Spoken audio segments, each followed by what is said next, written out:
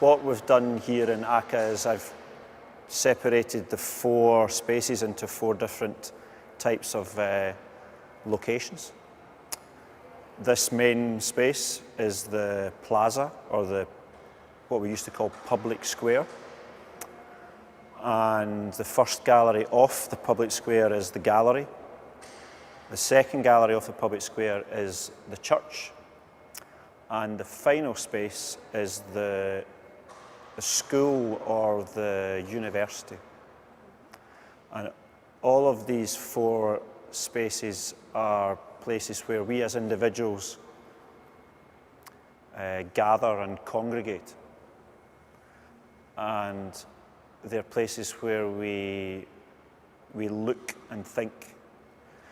And importantly, they're also places where we are looked at.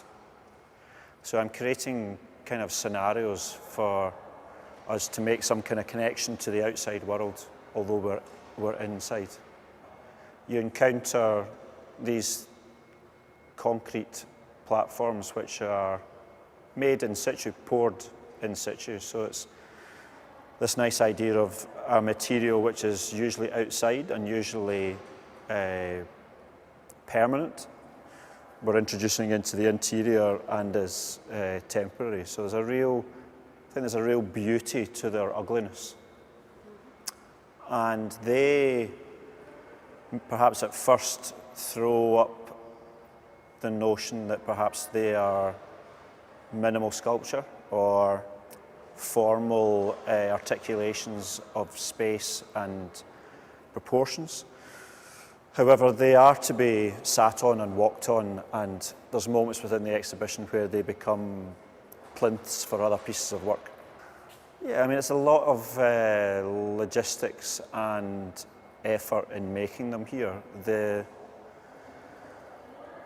formwork was made in situ by a large group of Italian tradies, you guys call it over here. And then on the Saturday there was this large concrete truck arrived, and we enacted this rather strange biblical performance in terms of pouring the concrete into the moulds, which was both exciting and extremely nerve-wracking, because they're either correct or they're wrong. There's no kind of middle ground. And I think what gives them their power is that when visiting the exhibition, it's tangible, the evidence of their making. Unlike the painting on the wall, which we could describe as being the window to the other world, the mirror at the back of the gallery, I think, is more the skyscraper coming down into the public plaza. And it's a moment where in this kind of public space you see yourself rather than someone else. With most exhibitions I like to try and make something which is both from and for the location where the gallery is.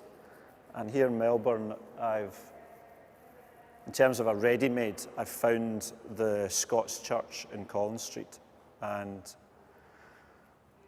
I've made a sculpture which is partially based on it and partially based on another church that I found in Ile de Ré, which is in the west coast of France.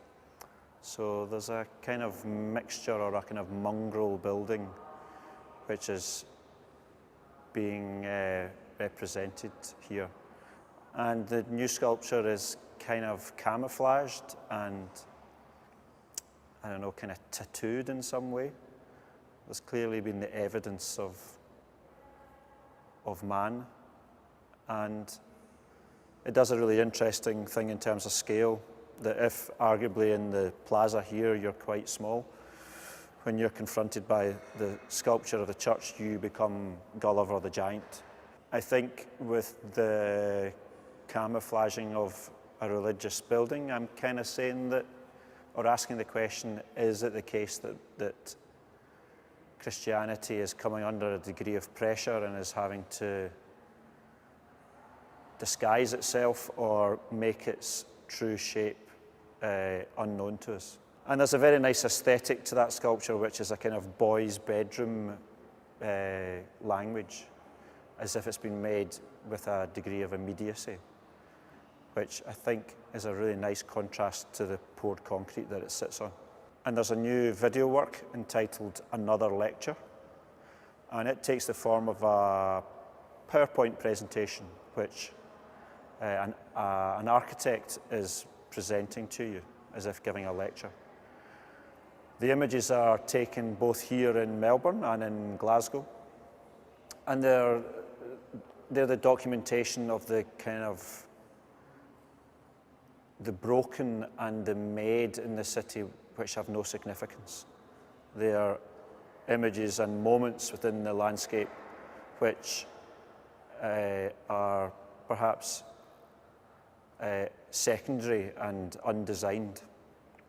And what the voice narrates over the top is the opposite. She elevates them to being very important and describes them as if they're from an architect's practice. So the work is deeply ironic and very kind of black humour and very funny, I think.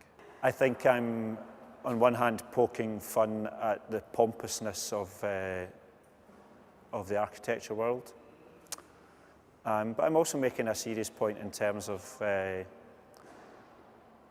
celebrating the found and collecting things that are made in a very unconscious way and kind of elevating them to being something which is special. The title of the show is Appearances, and I think of that word as being both how things look and also that moment when things come into vision. And it maybe speaks about the objects here, but also speaks about you, the viewer, at the same time. I hope the audience are going to respond with intrigue and disgust and wonder and bafflement.